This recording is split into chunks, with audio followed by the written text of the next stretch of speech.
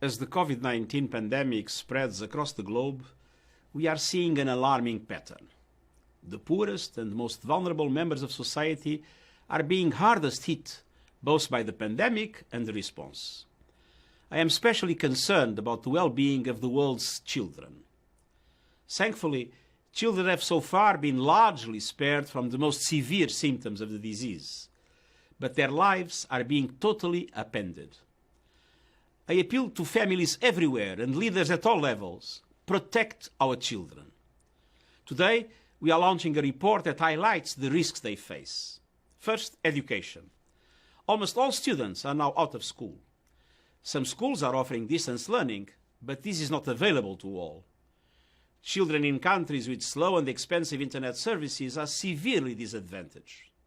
Second, food. A staggering 310 million school children, nearly half of the world's total, rely on school for a regular source of daily nutrition. Even before Covid-19, the world faced unacceptable rates of childhood malnutrition and stunting. Third, safety. With children out of school, their communities in lockdown, and the global recession biting deeper, family stress levels are rising. Children are both victims and witnesses of domestic violence and abuse. With schools closed, an important early warning mechanism is missing. There is also a danger that girls will drop out of school, leading to an increase in teenage pregnancies. And we must not ignore the growing risks children are facing as they spend more time online. This can leave children vulnerable to online sexual exploitation and grooming. A lack of face-to-face contact with friends and partners may lead to heightened risk-taking, such as sending sexualized images, and increased and unstructured time online may expose children to potentially harmful and violent content, as well as greater risk of cyberbullying. Governments and parents all have a role in keeping children safe. Social media companies have a special responsibility to protect the vulnerable. Fourth, health. Reduced household income will force poor families to cut back on essential health and food expenditures, particularly affecting children, pregnant women, and breastfeeding mothers. Polio vaccination campaigns have been suspended. Measles immunization campaigns have stopped in at least 23 countries. And as health services become overwhelmed, sick children are less able to access care. With the global recession gathering pace, there could be hundreds of thousands additional child deaths in 2020.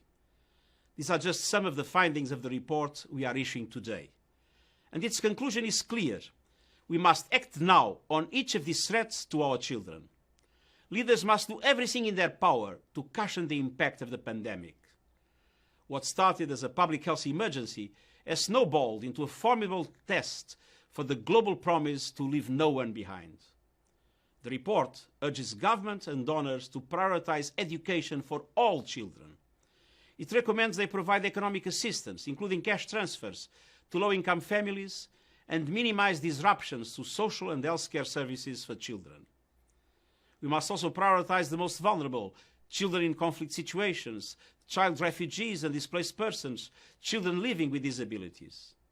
Finally, we must commit to building back better by using the recovery from Covid-19 to pursue a more sustainable and inclusive economy and society in line with the Sustainable Development Goals. With the pandemic placing so many of the world's children in jeopardy, I reiterate my urgent appeal: let us protect our children and safeguard their well-being.